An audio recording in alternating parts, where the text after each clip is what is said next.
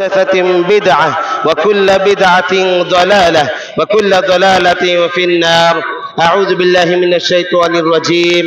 بسم الله الرحمن الرحيم. واعبد ربك حتى يأتيك اليقين. حاضرین گرامی قدر، معزز دینی بھائیوں، اسلامی ماؤں اور بہنوں، رمضان کا مبارک مہینہ اللہ کی عبادت اور اس کی اطاعت میں گزار کر آج کے دن ہم عید کی خوشی منا رہے ہیں۔ یقینی طور پر آج کے دن ہمارے لیے خوشی کی بات ہے، خاص طور پر ان لوگوں کے لیے جنہوں نے رمضان کے روزوں کا اہتمام کیا، نمازوں کی پابندی کی، قیام اللیل کا اہتمام کیا، اللہ کے راستے میں خرچ کیا، تقوی و طہارت اور پاکیزگی کو اختیار کیا، رمضان کے مہینے کے اندر اپنے نفس کو پاکیزہ تر بنانے کی کوشش کی، توبہ اور استغفار کر کے اپنے آپ کو گناہوں سے پاک صاف کیا۔ لیکن ہمیں سب سے زیادہ خوشی اس بات پر ہے کہ اللہ تعالیٰ نے ہمیں اسلام کی ہدایت سے نوازا ہے۔ یقینی طور پر یہ ہمارے لیے سب سے بڑی خوشی کی بات ہے اور فخر کی بات ہے کہ ہم اسلام کے ماننے والے ہیں، کیونکہ اسلام ہی وہ واحد دین ہے، واحد دھرم ہے جو تمام انسانوں کو اس بات کی طرف دعوت دیتا ہے کہ وہ ایک اللہ تعالیٰ کی عبادت کرے، اس کی عبادت میں کسی کو شریک نہ ٹھہرائے۔ وہ معبود جس نے انہیں پیدا کیا ہے، جس نے آسمان و زمین کی تخلیق کی ہے، جس نے کائنات کے ذرے ذرے کو پیدا کیا ہے، جس کی حکمرانی کائنات کے ہر چیز میں چلتی ہے، جس کا حکم ہر معاملے میں چلتا ہے، حقیقی معنوں میں معبود تو وہی ہے وہ ذات جس کے لیے عبادت کی ہر قسم کو خاص کرنی چاہیے۔ یہی وجہ ہے کہ جب عید کا دن آتا ہے، خوشی کا دن آتا ہے، تو ہم خوشی میں اتنا بدمست نہیں ہو جاتے ہیں کہ ہم اپنا آپا کھو دیں، بلکہ اس رب کے حکم کی تعمیل کرتے ہوئے رب جس طرح سے خوشی منانے کے لیے کہتا ہے اسی انداز میں ہم خوشی مناتے ہیں، کیونکہ ہم جانتے ہیں کہ اس رب نے ہمیں جو زندگی دی ہے، زندگی کا مقصد یہی ہے کہ اس رب کے لیے عبادت کی جائے، اور عبادت کا مطلب یہ ہے کہ زندگی کا ہر لمحہ اس رب کے حکم کے مطابق گزارا جائے۔ اس رب کے حکم کے مطابق ہم نے عید کی نماز منائی، عید اس انداز میں منائی ہم نے کہ اس رب کی بڑائی بیان کی، اللہ اکبر کہہ کر کے فضا کے اندر تکبیرات بلند کی، کیونکہ حقیقی معنوں میں بڑائی تو اسی کے لیے ہے، اور وہ بڑا کیوں نہ ہو جبکہ کائنات کا خالق، کائنات کا مالک، کائنات کا مدبر وہی ہے۔ آپ ذرا دیکھیں کہ کائنات کے اندر کس طرح سے اس کا تصرف ہے، کائنات کے اندر کس طرح سے اس کی ملکیت ہے، تو بھلا ہم اس کی بڑائی کیوں نہ بیان کریں، اس کی پاکیزگی کیوں نہ بیان کریں، اس کی تحمید اور تحلیل کیوں نہ بیان کریں۔ یقینی طور پر وہی رب ہے جس کے سامنے ہم ماتھا ٹیکتے ہیں، اس کے علاوہ کسی کے سامنے نہیں جھکتے، نہ کسی بت کے آگے، نہ کسی قبر کے آگے، اور نہ کسی دنیا کے کسی ایسے طور طریقے جو اسلام کے خلاف ہو اس کے آگے جھکتے ہیں، بلکہ اسلام وہ واحد مذہب ہے جو ہمیں زندگی کا مقصد بتاتا ہے، زندگی کا راستہ بتاتا ہے، زندگی کے اندر خیر اور زندگی کے اندر بھلائی کیا ہے اس چیز سے ہمیں باخبر کرتا ہے، شر سے باخبر کرتا ہے تاکہ ہم بچ سکیں۔ اس لیے اسلام ہمارے لیے سب سے زیادہ خوشی کا باعث ہے، اور کیوں نہ ہو جبکہ اسلام کے اندر وہ تعلیمات دی جاتی ہے جو انسانیت نواز ہے، انسانوں کو دوسرے انسانوں سے ہمدردی سکھاتا ہے، اسلام دوسروں کے ساتھ خیر خواہی کا تعلیم دیتا ہے۔ یہی وجہ ہے کہ ہم دیکھیں عید مناتے ہیں، لیکن اللہ نے کہا عید اس انداز میں مناؤ، خوشی اس انداز میں مناؤ کہ غریبوں کو صدقہ کرو، غریبوں کو صدقۃ الفطر دو، اس پہ تمہارے لیے خوشی ہے۔ جو غریب ہے، محتاج ہے، بھوکے ہیں، نادر ہیں، جو ایسے لوگ ہیں جو یتیم ہیں، بیوہ ہیں، ان کی جھولی تم بھر دو. ان کے لیے کھانے کی چیز نہیں ہے تو اس کو میسر کرو. ان کے پہننے کے لیے کپڑے نہیں، پہننے کے لیے کپڑے میسر کرو. یہ اللہ رب العالمین نے ہمیں حکم دیا ہے اور اس کے ذریعے سے ہمیں خوشی منانے کا اللہ رب العالمین نے طریقہ بتلا دیا ہے. انسانیت کا حقوق یہ اسلام درس دیتا ہے اس انداز میں کہ اسلام کہتا ہے کہ من قتل نفسا بغیر نفس او فساد فی الارض فکانما قتل الناس جميعا. جو ایک کسی انسان کو قتل کرتا ہے یا کسی انداز کا وہ فساد مچاتا ہے تو ساری انسانیت کو وہ قتل کرتا ہے. بھلا بتلائیے کہ وہ اسلام جو انسان کے خون کا اتنا احترام اس کے نزدیک ہے کہ ایک انسان کا قتل ساری انسانیت کا قتل ہے، تو وہ انسانیت فطرت کے مطابق نہیں ہو سکتا ہے. وہ اسلام فطرت کے مطابق نہیں ہو سکتا ہے. وہ اسلام عین اللہ رب العالمین کا دین اور دھرم نہیں ہو سکتا ہے. یقینی طور پر یہی وہ اسلام ہے جسے اللہ رب العالمین پسند فرماتا ہے. ان الدین عند اللہ الاسلام. میرے محترم بھائیوں، یقینی طور پر ہم رب کے حکم کی تعمیل کرتے ہیں. رمضان میں ہمارا جذبہ بہت زیادہ بڑھ جاتا ہے اور یقینی طور پر بڑھنا ہی چاہیے، لیکن اس کا یہ مطلب نہیں ہے کہ رمضان کے بعد شوال کا چاند نظر آتے ہی ہمارا وہ جذبہ ماند پڑ جائے. ایسا نہیں ہونا چاہیے، بلکہ رب تو ہمیشہ ہے. رمضان کا صرف رب نہیں ہے، رمضان کا صرف معبود نہیں ہے، وہ معبود اول تا آخر وہی معبود ہے. لہذا عبادت صرف رمضان کے مہینے کے اندر نہیں ہونی چاہیے، نمازوں کا اہتمام صرف رمضان میں نہیں ہونا چاہیے، بلکہ ہم مسلمان ہیں تو ہمارے لیے سب سے بڑی پہچان یہی ہے کہ ہم نمازی ہوتے ہیں، اس رب کے سامنے جھکتے ہیں، اس رب کی عبادت کرتے ہیں، کیونکہ رب نے جو ہمیں زندگی دی ہے، زندگی کا مقصد ہی یہی ہے کہ ہم اس رب کی عبادت کریں. اللہ رب العالمین قرآن کے اندر فرماتا ہے وَاعْبُدْ رَبَّكَ حَتَّى يَأْتِيَكَ الْيَقِينُ. آپ موت تک اپنے رب کی عبادت کرتے رہے، موت تک. صرف رمضان میں نہیں، زندگی کے ہر لمحے میں ہمیں اللہ رب العالمین کی عبادت کرنا چاہیے. لیکن ہمیں عبادت کا مفہوم بھی سمجھنا چاہیے. صرف نماز پڑھ لینا عبادت نہیں ہے، یہ تو نماز افضل العبادہ ہے، اس میں کوئی شک نہیں ہے، لیکن لوگوں کے حقوق کو ادا کرنا یہ بھی عبادت ہے. رشتہ داروں کو نبھانا یہ بھی عبادت ہے. آپ اپنے رشتہ داروں کے ساتھ حسن سلوک کریں یہ بھی عبادت ہے. والدین کی خدمت کریں یہ بھی عبادت ہے. اپنے بھائی کے ساتھ اچھا سلوک کریں یہ بھی عبادت ہے. پڑوسی کا حق نبھائیں یہ بھی عبادت ہے.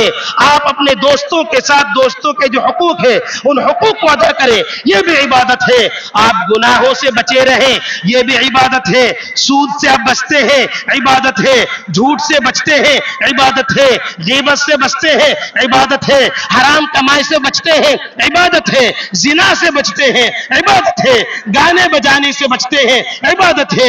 فلم بینی کے ذریعے سے آپ گناہوں سے بچتے ہیں یہ عبادت ہے. تو گناہوں سے بچنا بھی عبادت ہے. تو رب کی عبادت یہ ہے کہ نیکیوں کے راستے پر چل پڑو اور گناہ کے راستے کو ترک کر دو. تو یقینی طور پر وَاعْبُدْ رَبَّكَ حَتَّى يَأْتِيَكَ الْيَقِينُ کے راستے پر ہم چل سکتے ہیں کہ زندگی کی آخری سانس تک اللہ کی عبادت ہونی چاہیے. ہم نے اس راستے کو چھوڑ دیا تو ہمارا حال کیا ہے؟ معاشرتی طور پر دیکھ لے، سیاسی اعتبار سے دیکھ لے، معاشی اعتبار سے دیکھ لے، تعلیم کے میدان میں دیکھ لے، ہم پچھڑے ہوئے ہیں. چاہے وہ دنیاوی تعلیم ہو یا دینی تعلیم ہو، ہم نے اللہ کو چھوڑا، اس رب کو چھوڑا تو رب نے زندگی کے ہر میدان کے اندر ہمیں پیچھے کر دیا. کیونکہ اللہ رب العالمین نے قرآن کے اندر صراحت کے ساتھ کی ہے کہ اگر تم ایمان پر رہو گے تو دنیا کے اندر سربلند رہو گے، لیکن اگر تم ایمان سے بھاگو گے تو دنیا کے اندر تمہارے لیے ذلت اور رسوائی ہوگی. اور یقینی طور پر ہمارے لیے ذلت اور رسوائی اسی وجہ سے کہ ہم نے اس رب کی عبادت کو چھوڑ دیا ہے. لہذا ہمیں اپنے احوال کے بارے میں سوچنا چاہیے. ہم روتے ہیں نا کہ مسلمانوں پر ظلم ہو رہا ہے، مسلمانوں کی ذلت ہو رہی ہے، مسلمانوں کو مارا جا رہا ہے، مسلمانوں کو کاٹا جا رہا ہے. تو حقیقی معنوں میں پہلا سبب یہی ہے کہ ہم خود اپنے اعمال کی وجہ سے دنیا کے اندر لوگوں کے یہاں پر مار کھا رہے ہیں، ظلم و ستم ہم پر ہو رہے ہیں. ہمیں ستائے جا رہے ہیں۔ آپ صحابہ کرام کی زندگی کو دیکھیں، انہوں نے اسلام پر عمل کیا تو دنیا کے اندر وہ سرخرو ہو گئے، ہم نے اسلام کو ترک کیا تو ہم ذلیل و خوار ہو گئے۔ اس لیے ہمیں اپنے احوال پر بھی سوچنا چاہیے۔ اس حوالے سے مردوں کی بھی ذمہ داری ہے، خواتین اسلام بھی یہاں پر موجود ہے، ان کی بھی ذمہ داری ہوتی ہے کہ معاشرے کی اصلاح کے لیے، اپنے بچوں کی اصلاح کے لیے، افراد کی اصلاح کے لیے وہ قدم آگے بڑھائیں۔ بلکہ ماؤں کی قربانی تو ایسی ہوتی ہے کہ ماؤں نے تو امام بخاری پیدا کیے، ماؤں نے امام احمد بن حنبل پیدا کیے، ماؤں نے تو امام مسلم رحمہ اللہ پیدا کیے، ماؤں نے امام مالک، امام ابو حنیفہ، امام شافعی، امام احمد بن حنبل پیدا کیے۔ تو ماؤں کے اندر یہ جذبہ ہونا چاہیے کہ وہ اپنے بچوں کی تربیت اس انداز میں کرے کہ ان کے بچے دنیا کے اندر چلے تو مسلمان بن کر اللہ کی عبادت کرتے ہوئے۔ تو جس طرح سے والد کی ذمہ داری بنتی ہے، باپ کی ذمہ داری بنتی ہے، تو ماں کی بھی ذمہ داری بنتی ہے کہ وہ اپنے بچوں کے اصلاح کے لیے فکر کرے۔ اور خاص طور پر آج کے بچیوں کے لیے بہت زیادہ اہتمام کرنے کی، ان پر محنت کرنے کی ضرورت ہے، کیونکہ ایک لابی کام کر رہی ہے ہماری بچیوں کو گمراہی کی طرف لے جانے کے لیے، ہماری بچیوں کو پھنسانے کے لیے عناصر کام کر رہے ہیں۔ ان بچیوں کو پھنسا کر کے، ان سے شادی کر کے ان کی زندگیوں کو برباد کیا جا رہا ہے، کیونکہ زندگی کا مقصد اللہ کی عبادت ہے۔ لیکن بچیوں کو پھنسا کر کے، وہ اللہ کی عبادت سے دور کر کے، ان کو ارتداد کے راستے پر لگا کر کے، مرتد بنا کر کے ان کی زندگی بھی تباہ ہو جاتی ہے اور آخرت کو بھی وہ تباہ کر لیتے ہیں۔ اس لیے معاشرے کے اندر ذمہ دار آدمیوں کو چاہیے کہ یہ جو سازشیں چل رہے ہیں، ان سازشوں کو بھاگ کر کے اپنے بچوں پر محنت کرے، اپنی بچیوں پر محنت کرے، ان کو اسلام کے راستے پر لگائے، ان کو اللہ اور اس کے رسول کے حقوق کیا ہے وہ بتائے۔ اسلام کی تعلیمات کے اندر ہی زندگی کے اندر سربلندی ہے، کامیابی ہے، آخرت کے اندر کامیابی ہے، یہ ان کو بتانے کی ضرورت ہے۔ خود بھی اسلام پر عمل کرنے کی ضرورت ہے، اپنے بچوں کو بھی اسلام پر عمل کرانے کی ضرورت ہے۔ اللہ سے دعا کی جاتی ہے خاص طور پر الہ العالمین، یہ جو عید کا دن ہے، جس عید کے دن میں تو نے ہمیں خوشی میسر کی ہے، اللہ تعالی ہمیں خوشی اس وقت ہوگی جب تو ہمارے سارے گناہوں کو معاف کر دے۔ اللہ تعالی ہمارے سارے گناہوں کو تو معاف کر دے، اللہ ہمارے کبائر کو تو معاف کر دے، ہمارے صغائر کو تو معاف کر دے، ہمارے چھوٹے بڑے گناہوں کو معاف کر دے۔ وہ گناہ جو ہم نے لوگوں کے سامنے کیے اس کو بھی تو معاف کر دے، وہ گناہ جو ہم نے تنہائی میں کیے اس کو بھی معاف کر دے، وہ گناہ جو ہم نے دن کی روشنی میں کیے اس کو بھی معاف کر دے، وہ گناہ جو رات کے اندھیرے میں کیے اس کو بھی تو معاف کر دے۔ اللہ تعالیٰ تجھ سے کوئی بھی چیز پوشیدہ نہیں ہے، تو ہمارے ہر حرکت کے بارے میں جانتا ہے۔ یہ اللہ تعالیٰ ہمارے سارے کے سارے گناہوں کو معاف کر دے۔ تو غفار ہے، تو غفور ہے، تو رحمان ہے، تو رحیم ہے، تو معافی کو پسند فرماتا ہے۔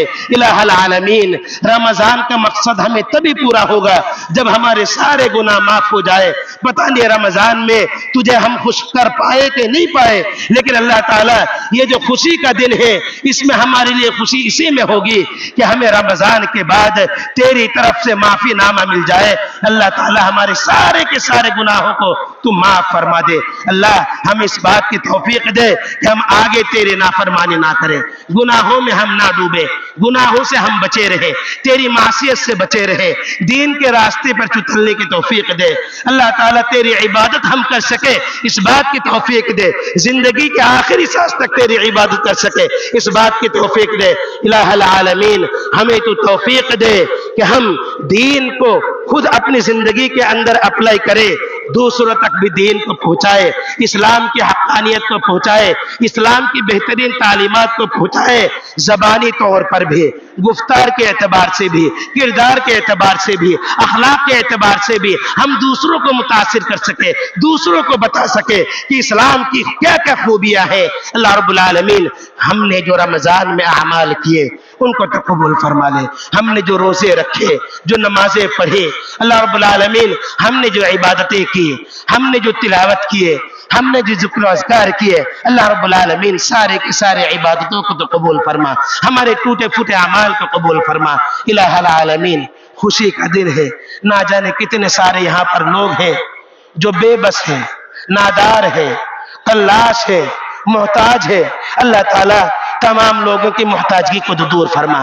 اللہ تعالیٰ وہ جو پریشان حال ہے ان کی تو پریشانی کو دور فرما۔ اللہ رب العالمین جن کے یہاں پر کسی وجہ سے خوشی نہیں آ پا رہی ہے، اللہ تعالیٰ خوشی کا تو سبب بنا دے۔ اللہ تعالیٰ یہ جو ہم اکٹھا ہوئے ہیں یہ دلوں کے ملنے کا ذریعہ ہے۔ مسلمانوں کا دل الگ ہو گیا ہے، بھائی بھائی سے الگ ہے، بھائی بھائی سے دشمنی کرتے ہیں۔ اللہ تعالیٰ یہاں پر جس طرح سے مل مل کر بیٹھے ہوئے ہیں، زندگی کے لمحے میں بھی ہمیں تو ایک دوسرے کے دلوں کو تو ملا دے، ایک دوسرے سے ہم معافی مانگ سکے یہ جذبہ دلوں کے اندر پیدا کر دے، مسلمانوں سے ہم محبت کر سکے اس بات کی توفیق عطا فرما، مسلمانوں کے حقوق ادا کر سکے اس بات کی توفیق عطا فرما۔ الہ العالمین دنیا کے اندر واقعی معنوں میں مسلمانوں پر ظالم حکمران ظلم کر رہے ہیں، مختلف ایسے جگہ ہیں جہاں پر مسلمانوں پر ظلم ہو رہا ہے۔ فلسطینی مسلمانوں کو دیکھیں کس طرح سے ان کو سدوکوب کیا جا رہا ہے، ان کی عمارتوں کو تہس نہس کیا جا رہا ہے، ان کو بے گھر کر دیا گیا ہے۔ ہم تو یہاں پر آرام سے بیٹھ کر کے یہاں پر آرام سے عید کی نماز ہم نے پڑھی، ہم خطبہ سن رہے ہیں، عید منا رہے ہیں۔ وہ لوگ دیکھیں جن کے پاس گھر نہیں، جن کے رشتہ دار چلے گئے، چھوٹے چھوٹے یتیم بچے، ان کے ماں باپ چلے گئے، ان کے ماں باپ کو بموں کے ذریعے سے اڑا دیا گیا۔ آپ ذرا ان کے بارے میں سوچیں، ان کے لیے ہاتھ اٹھنی چاہیے اللہ تعالیٰ کے دربار میں۔ اللہ تعالیٰ تو ہی حامی ہے، تو ہی ناصر ہے، تو ہی مددگار ہے۔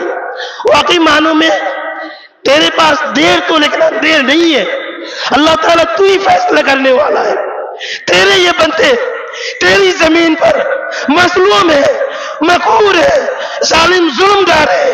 یا الہ العالمین تو ان پر رحم فرما، تو ان کی مدد فرما، تو غیبی مدد فرما، جس طرح سے صحابہ کی تو نے مدد کی، تیرے بھی یہ مسلمان بندے ہیں، اللہ تعالیٰ تو ان کی مدد فرما، تو غیبی طور پر مدد فرما، ان کا تو حامی ہو جائے، ان کا ناصر ہو جائے۔